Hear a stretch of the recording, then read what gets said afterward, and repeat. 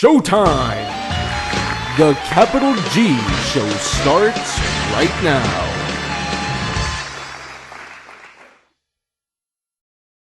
What's up YouTube, Capital G here. So guys, among other interesting things that happened at YCS Toronto over the weekend, Madolche made top 32 and it wasn't even Alexander Thomas. Shocker, right? So, David Wu played this deck, and he actually made it to day 2, did fairly well, and he ran an interesting take on Madolche. He decided to run the Psychic engine, which, you know, obviously works because the whole deck is Earth, so obviously that opens up some of the plays with the Naturia cards, which are still very, very good, especially if you're playing against Prophecy, or, you know, a deck like Blackwings. Barkion's pretty good against that. So, anyways, I am not the biggest Madolche expert out there, but I will try to get through this the best that I can. He started things off with 3 Magdalene. He has 2 Hoot Cake. He has 2 Messengelado. He has 2 of this little Mew cat thingy that I can't pronounce, or excuse me, 1.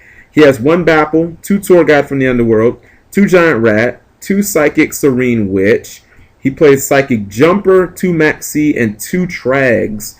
For the spells, he has 2 Chateau, Madolche Ticket, 2 copies of Emergency Teleport, 2 Lances, 2 MSTs, Book of Moon. And then rounding out the traps, he has Solemn Warning Bottomless, Evac Torrential Tribute, D-Prison, 2 Mirror Force, 2 Phoenix Chain, and Madolche Palooza.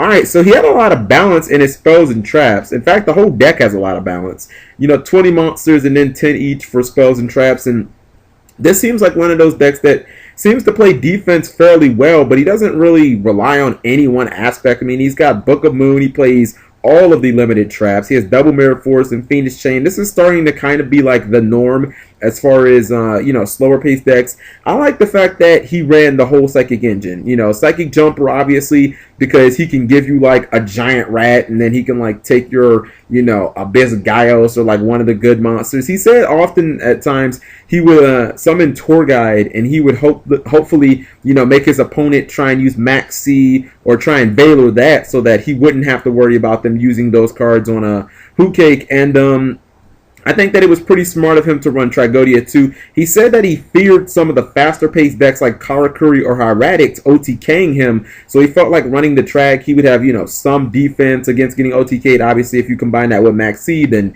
it's just fantastic. But, you know, it also makes it so if you kind of have a rainbow hand where, you know, you've got psychic monsters but no way to summon those other cards to the field, you know, Track can kind of just sit there and chill. It can put some pressure on your opponent, and you know, I think that it's a pretty good card.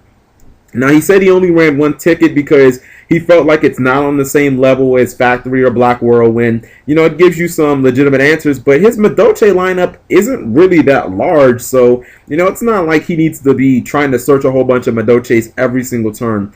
I find interesting in his side deck that he ran multiple copies of Fossil Dyna, and I'm imagining that that's pretty good against, obviously, not only just Mermail, because outside of Mermaid Bitch, you know, they can kind of struggle with that card. Mermaid Bitch and Pike, those are like the best options for it. But against the Dragon Ruler matchup, like, it's pretty damn good. And he also ran Needle Sealing. He said that was used for decks like, you know, decks that wanted to spam the field. Once again, Karakuri, Hieratic, stuff like that. But, you know, Needle Sealing might start seeing some play this format because all these Dragon Ruler players seem to be playing Scapegoat. So, I mean, if they're going to be activating Scapegoat and using all these Dandelion tokens, Needle Sealing might be one of those cards that starts to catch up. I think that Neospatian Grand Mole was pretty smart in this deck because if you're going to play Giant Rat, then, you know, if your opponent has a Draco Sack, then you instantly have an answer. You can just ram your Giant Rat into that, get your Grand Mole, and then, you know, they can't use a Fat Veiler because you're already in the battle phase. And